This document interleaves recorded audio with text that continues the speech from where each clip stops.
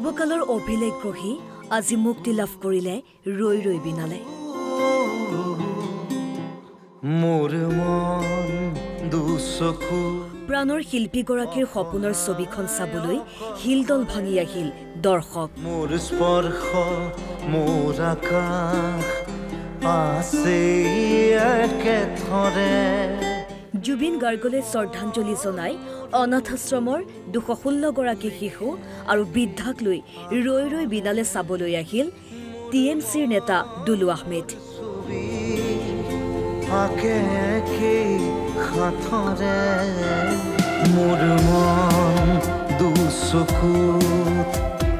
নিজা খৰচত দুলু আহমেদে মহানগৰীৰ NY চিনেমা হলত ছবিখন দেখুৱালে শিশু বৃদ্ধ বৃদ্ধাক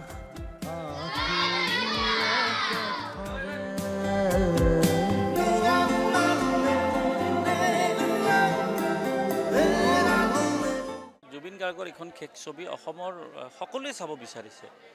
প্ৰায় ৩,৭০ লাখ আমাৰ জনসাধাৰণ অসমত সকলোৰে এটাই আশা যে যেহেতু খেক ছবি চাব বিচাৰিছে আৰু এনে সাধাৰণ আমাৰ মানুহটো চাবই কিন্তু আমাৰ আইতাসকলৰো ছাত্ৰ ছাত্ৰীসকলৰো খুব ইচ্ছা যায় চাব বিশেষকৈ বৃদ্ধাশ্ৰমত থকা আমাৰ আইতাসকল যাৰ বাবে মোৰ লগত যোগাযোগ কৰোঁতে মই সম্পূৰ্ণ সুবিধা কৰি দিছোঁ আৰু ছাত্ৰ ছাত্ৰীসকলৰ বাবে অহা 6 নৱেম্বৰৰ পৰা 13 নৱেম্বৰলৈ কামৰূপ জিলাৰ প্ৰায় 7খন কলেজৰ ছাত্ৰ ছাত্ৰীক দৈনিক 100টাকৈ টিকটৰ ব্যৱস্থা কৰি দিছোঁ মই ৰঙিয়াৰ গ'ল্ড চিনেমাত এইটো 6 তাৰিখৰ পৰা 13 তাৰিখলৈ চলিব কণ্টিনিউ অনাথাশ্ৰমত শিশুসকলে কান্দি কান্দি সুঁৱৰিলে জুবিন গাৰ্গক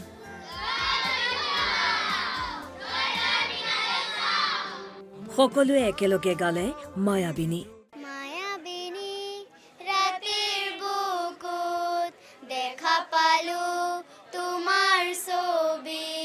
ধৰা দিলা গোপনে আহি হিয়াৰ কোণত তুমি যে মোৰ শুকান মনৰ নিয়ৰৰে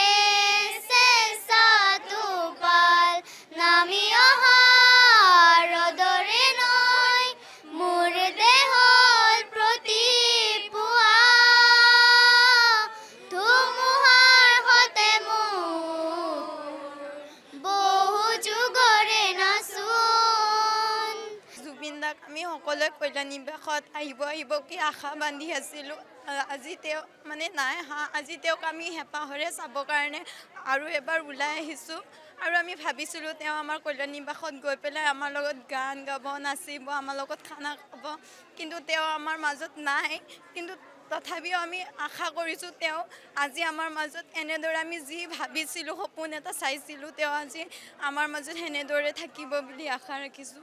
আমাক যিয়ে আনিছে ইয়ালৈ তেওঁৰ চিনেমাখন চাবলৈ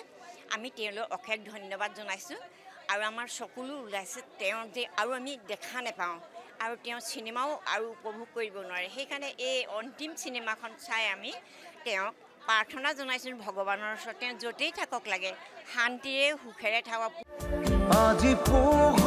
মৰাণত দৃষ্টিহীন ছাত্ৰ ছাত্ৰীক বিনামূল্যে ৰৈ ৰৈ বিনালে দেখুৱালে হাউচফুল টকিজ কৰ্তৃপক্ষই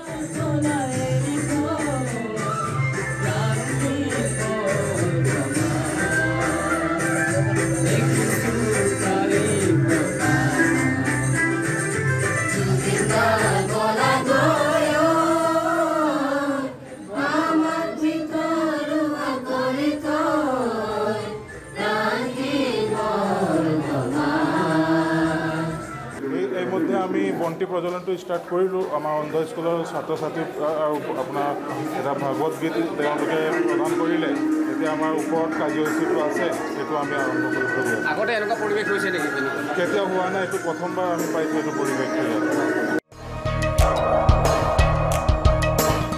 ছবিখনৰ মুক্তিৰ দিনাই বিভিন্নজনে এনেদৰে লৈছে প্ৰশংসনীয় পদক্ষেপ